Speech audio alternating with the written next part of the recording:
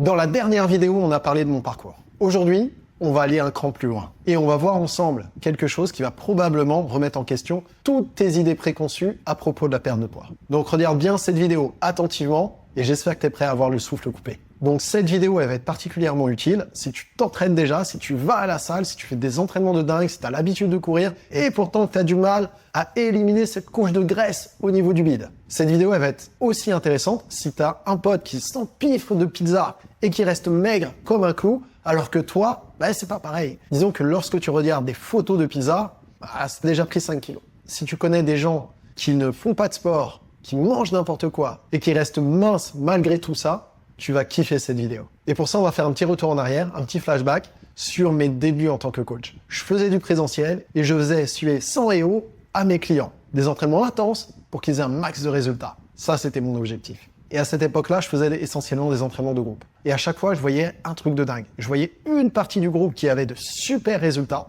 et une autre partie du groupe qui faisait exactement les mêmes entraînements et qui avait quasiment pas de résultats. Leur physique bougeait quasiment pas. Et le pire, c'est que dans le groupe qui avait des résultats, parfois il y avait des glandeurs. Ils s'entraînaient vite fait un petit peu à l'arrache et ils rataient plusieurs séances. Et dans l'autre groupe, celui qui avait pas de résultats, il y avait des mecs qui se tuaient vraiment à la tâche, qui étaient présents tout le temps, qui faisaient les entraînements à fond. Et pendant un moment, je me suis dit, non mais Loïc, t'es nul, c'est tout en fait. Et en fait, j'étais pas nul. J'étais juste à côté de la plaque. Et dans cette période-là, évidemment, ma première réaction, ça a été de faire ce que tout coach ferait, intensifier les séances. Plus de cardio, plus de muscu, plus de sueur. Et je me disais, avec tout ça, ça va aller. Mais en réalité, le résultat restait le même. Toujours que dalle pour certains. Et c'est là que je me suis dit, c'est l'alimentation le problème. Donc du coup, pour le groupe qui avait pas trop de résultats, on a viré les pizzas, la malbouffe, le McDo, etc. Régime strict pour tout le monde. Et devine quoi? Toujours pas de miracle. Honnêtement, c'est là que j'ai commencé à tilter. Donc concrètement, ça veut dire que j'avais des clients qui se tuaient à la tâche et qui mangeaient comme des lapins. Et à côté de ça, j'avais des gens qui foutaient pas grand-chose et qui mangeaient à peu près n'importe quoi et qui restaient minces.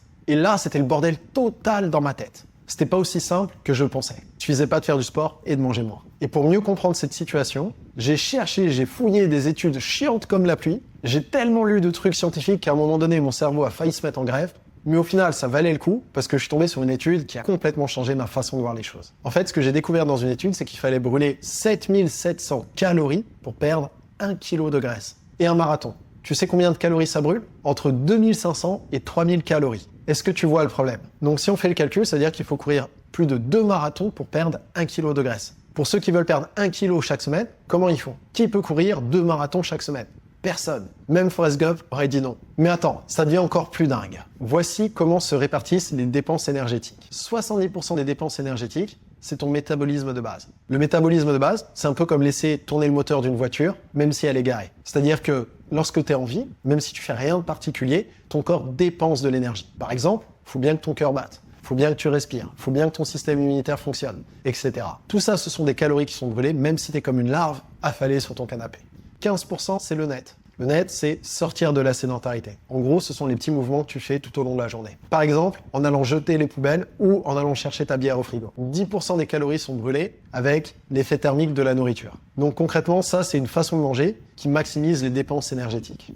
Et le sport dans tout ça, c'est 5% des dépenses énergétiques totales. T'as bien entendu, tout ce temps passé à la salle ou à courir, ça représente uniquement 5% des dépenses énergétiques totales. Et en fait, c'est grâce à cette étude-là que j'ai eu un moment eureka. La plupart des gens qui veulent perdre du poids se concentrent uniquement sur le sport et l'alimentation, et après ils se demandent pourquoi ils n'ont pas de résultats. Alors que le sport et l'alimentation, c'est simplement la partie émergée de l'iceberg. Le vrai secret pour perdre du poids, c'est de prendre soin de son métabolisme, pour qu'il représente 70% des dépenses énergétiques totales. Ensuite, l'idée, c'est de revoir les habitudes quotidiennes pour avoir les 25% supplémentaires. Et le sport, je rappelle, c'est uniquement 5%. Et cette étude-là, elle expliquait tout. Pourquoi j'avais certains clients qui galéraient malgré tous leurs efforts, et pourquoi certains cartonnaient sans se fouler. Et surtout, ça explique aussi pourquoi ton pote peut s'enfiler des pizzas sans prendre un gramme. Et c'est principalement grâce à cette étude-là que je me suis dirigé vers le coaching à distance. Au lieu de faire mes clients transpirer à la salle 2 heures comme des porcs, je les accompagne pour booster leur métabolisme, qui fonctionne 7 jours sur 7 et 24 heures sur 24. Comment? En travaillant sur les habitudes, son hygiène de vie et sa façon de bouger au quotidien. Donc concrètement, je suis dans la poche de mes clients avec le téléphone. L'idée dans un premier temps, c'est de booster le métabolisme. Et surtout pour ça, on vire les régimes yo-yo qui le foutent en l'air. On sort de la sédentarité. En gros, fini le mode larve. Là, on bouge intelligemment. 3, on optimise la façon de s'alimenter. Et 4, on fait du sport. mais on le fait en étant malin. On n'en fait pas forcément plus. Avec ça, plus besoin de se tuer à la salle pour avoir des résultats pas terribles. Là, je vais te montrer la photo d'un client.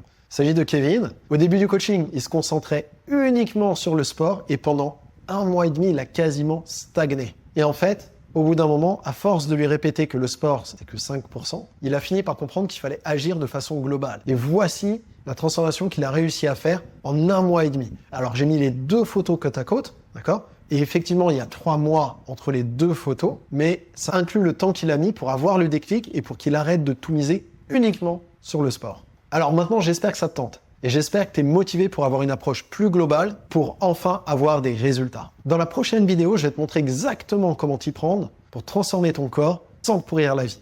On va parler de métabolisme, de sortir de la sédentarité et de comment optimiser ton alimentation. Bref, dans la prochaine vidéo, on va voir ensemble comment tout cartonner sans souffrir. En attendant, laisse-moi en commentaire de cette vidéo ce qui t'a le plus surpris. Est-ce que ce sont les 5% du sport? Est-ce que ce sont les 7700 calories pour 1 kg de graisse? Est-ce que c'est la transformation de Kevin? Ou est-ce que c'est le fait de t'être focalisé sur les trucs qui ramènent le moins de résultats pendant aussi longtemps? Bref, en tout cas, ce qui est important de te rappeler avec cette vidéo, c'est que la clé pour perdre du poids, c'est pas de souffrir comme un damné avec des séances de sport. C'est de revoir ses habitudes d'hygiène de vie. Donc concrètement, oublie les régimes torture, oublie les séances de sport qui te donnent envie de mourir, on va révolutionner ton approche et tu vas kiffer le processus. Si tu es prêt à dire adieu à tes poignées d'amour, ne rate pas la prochaine vidéo. Je te prépare un truc tellement lourd que tes bourrelets, ils vont trembler de peur. Donc je compte sur toi pour pas rater la prochaine vidéo.